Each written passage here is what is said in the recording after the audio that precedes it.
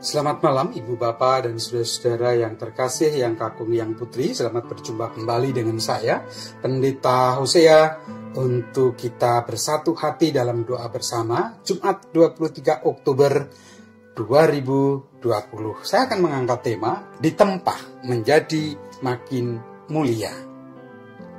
Mari kita bersaat teduh. Bacaan Alkitab kita dari Lukas 12 ayat 49 sampai dengan yang ke-53. Namun saya akan membacakan ayat yang ke-49 sampai dengan yang ke-51 saja. Demikian. Aku datang untuk melemparkan api ke bumi. Dan betapakah aku harapkan api itu telah menyala.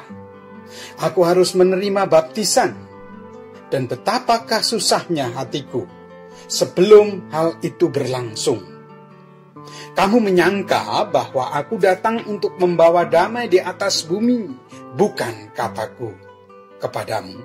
Bukan damai, melainkan pertentangan. Ibu, bapak, dan saudara, secara keseluruhan, perikop ini diberi judul, Yesus membawa pemisahan. Jika kita memperhatikan judul tersebut, mungkin kita akan mengatakan, tidaklah. Tetapi mungkin juga ada sementara kita yang berpikir dalam keraguannya, jangan-jangan iya ya, sambil mengerutkan kening dan menerawang jauh. Baik, ketika kita memperhatikan judul maupun perikop bacaan di atas, jangan kita berpikir, Yesus membawa pemisahan, betul, melemparkan api, tidak membawa damai, berarti membawa kacau, bukan damai sejahtera. Janganlah kita berasumsi bahwa Yesus menjadi provokator agar terjadi perpisahan, kehancuran, kerusakan. Bukan. Mungkin Bapak, Ibu, dan Saudara juga bertanya, lalu apa maksud dari perikop ini ditulis dan diberitakan? Mari kita singkirkan sejenak pikiran dan asumsi-asumsi yang ada di benak kita yang mungkin mengganggu dan merisukan. Mari dengan tenang dan dengan hening kita renungkan lebih dalam. Ibu bapak, Matius menyaksikan bahwa Yesus adalah Sang Immanuel. Allah menyertai kita atau Allah beserta kita. Allah menyertai manusia. Dan Yohanes juga menegaskan bahwa dialah benar-benar juru selamat dunia. Yohanes 4 ayat 42 dan 1 Yohanes 4 ayat 14. Juru selamat dunia. Juru selamat siapa saja? Nah, pertanyaannya, apakah semua dunia manusia pasti terbuka dan menerimanya? Atau adakah yang tertutup dan menolaknya? Nah, jika dalam satu keluarga ada anggota keluarga yang yakin dan percaya sehingga menerima Tuhan Yesus sebagai juru selamatnya, dan dalam hidupnya teladan Kristus menjadi teladannya, teladan dalam hidupnya. Akan tetapi ketika anggota dalam keluarga yang sama itu belum terbuka atau dengan terus terang menolak, adalah haknya. Namun kita bisa melihat dengan jelas bahwa dalam keluarga itu terjadi pertentangan. Ada perbedaan pendapat. Yang satu berpikir dan berpola hidup surgawi, yang lain masih berpikir dan berpola hidup duniawi. Pertentangan, bukan? Tapi apakah Yesus sengaja menciptakan konflik atau perpecahan atau perpisahan? Kehadirannya mendatangkan respon yang berbeda antara satu dengan yang lain, ya. dipersilakan, tidak apa-apa. Respon yang bertentangan, ya silakan. Sehingga terjadi perpisahan antara satu dengan yang lain. Tapi bukan Yesus memprovokasi untuk hadirnya perpisahan. Selanjutnya, seperti disampaikan Tuhan Yesus, aku datang untuk melemparkan api ke bumi. Dan betapakah aku harapkan api itu telah menyala. Karya Yesus. Api yang dimaksudkan di sini juga adalah segala yang diperbuat dan diajarkan oleh Yesus. Kita tahu itu adalah kabar baik. Itu adalah kabar sukacita. Itu Injil. Maka perbuatan Yesus, Injil itu sebagai api membakar, menghangatkan, namun juga merontokkan karat-karat hidup, perilaku buruk dan jahat atau kuasa kegelapan, dan memurnikan. Bahkan, ia yang terbuka dan menerima, maka merasakan damainya, menjadi semakin mulia di hadapannya, dan beroleh keselamatan. Namun perlu kita sadari, Ibu Bapak dan Saudara, bahwa untuk itu Yesus telah lebih dahulu menerima baptisan, artinya menghadapi, menanggung kesusahan. Ia juga telah menanggung dan menghadapi ancaman, tekanan, pukulan baik secara fisik, mental, dan juga jiwanya. Hingga wafat pun di kayu salib. Sebaliknya, saudara-saudara, bagi yang tertutup atau menolaknya, maka api itu akan menghanguskan. Dan tentu tidak menghadirkan damai sejahtera.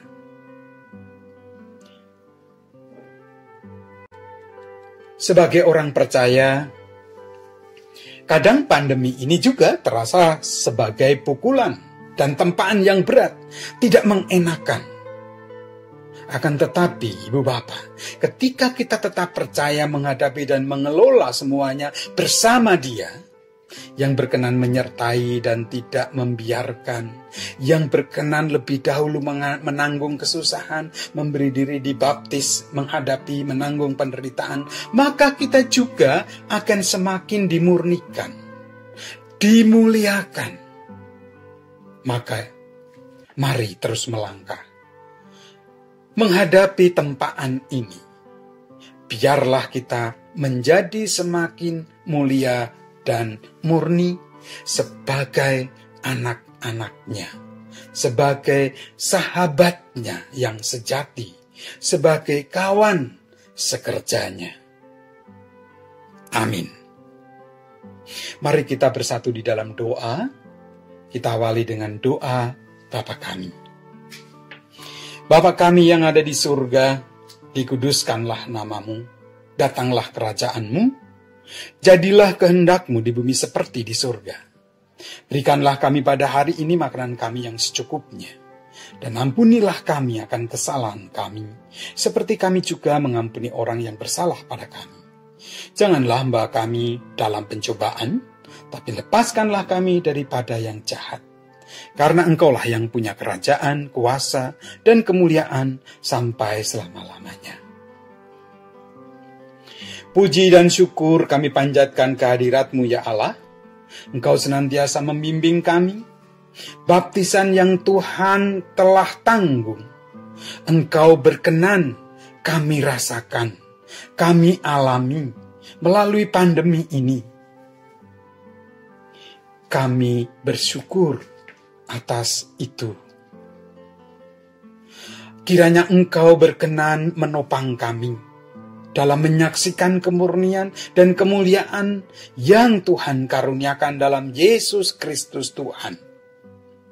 Biarlah dengan kuat kuasa Roh Kudus kami juga menjadi alat-Mu yang mendatangkan pemurnian dan kemuliaan Tuhan bagi sesama kami. Terlebih dalam situasi yang berat, di mana orang mudah terbakar, terseret, namun tidak siap untuk menerima pemurnian diri. Tuntunlah kami ya Tuhan. Dalam pengasihan-Mu kami mohon. Tuhan dengar dan kabulkanlah doa kami. Ya Tuhan, mampukanlah kami menjadi pelaku firman-Mu di tengah-tengah kehidupan menghadapi pandemi, menerima dan mengelola pergumulan, kesusahan, serta tekanan, namun juga di dalamnya harapan untuk melaluinya. Kuatkan dan mampukan kami menghadapi dan menyikapi situasi pandemi ini sebagai cara Tuhan hendak memurnikan hati kami dalam mengikut-Mu ya Yesus. Memurnikan hati kami dalam melayani Tuhan. Memurnikan kami sebagai kawan sekerja-Mu. Memurnikan diri sebagai dupa yang harum di hadapan Tuhan. Memurnikan diri dalam hal yang lain, dalam mengasihi-Mu dan mengasihi sesama kami. Dalam pengasihan-Mu kami mohon, Tuhan, dengar dan kabulkanlah doa kami. Kepada-Mu ya Allah kami berdoa dan mohon berkat Tuhan untuk saudara-saudara kami yang kecewa dan tidak puas dengan upaya pemerintah membuat kebijakan dalam rangka menghadirkan keadilan dan mensejahterakan rakyat Indonesia. Terlebih terkait dengan penetapan Undang-Undang Cipta Kerja atau Omnibus Law maupun kebijakan-kebijakan yang lain. Mampukan setiap kami warga negeri ini untuk bertumbuh dan memiliki kebijaksanaan. Mampu menguasai diri dalam menyikapi semua itu. Terangi dan sadarkanlah agar tidak membiarkan diri larut dalam kekecewaan, kekhawatiran, berpikir dan bertindak egois, memikirkan dan berlaku untuk kepentingan atau kelompok sendiri. Rubahlah dengan kuat kuasa Roh-Mu sehingga memikirkan orang lain juga. Gerakkanlah hati dan pikiran pada keterbukaan atas realitas yang berkembang dan membuka diri untuk mendukung bersama pemerintah mewujudkan keadilan dan damai sejahtera bagi rakyat Indonesia. Tuntunlah pula setiap umat-Mu warga negeri ini untuk menyadari susah dan tidak mudahnya mengelola situasi ini merupakan cara Tuhan untuk membawa bangsa ini pada keadaan yang lebih baik, bahkan juga bagi bangsa lain di muka bumi. Menghadirkan kemuliaan bagi bangsa dan negara Indonesia. Dalam pengasihan-Mu kami mohon. Tuhan, dengar dan kabulkanlah doa kami.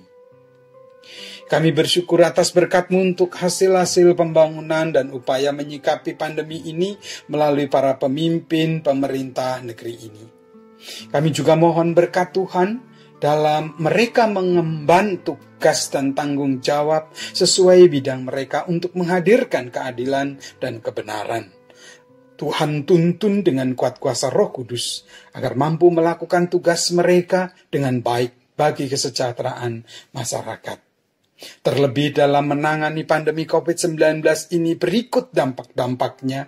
Perjuangan dan kerja keras pemerintah bersama komite, gugus tugas, Kementerian Kesehatan dan juga kementerian yang lain, para ahli, tenaga medis, serta relawan kesehatan. Kiranya juga menjadi kesadaran dan perjuangan bersama warga masyarakat di seluruh negeri ini. Dalam pengasihan-Mu kami mohon. Tuhan, dengar dan kabulkanlah doa kami. Amin. Demikianlah doa bersama kita yang kakung, yang putri, Bapak Ibu sekalian, anak-anak yang mengasihi dan yang dikasihi Tuhan. Teruslah semangat dengan tempaan pandemi ini. Tuhan mau mengaruniakan kemurnian dan kemuliaan. Selamat malam, selamat beristirahat. Tuhan Yesus memberkati.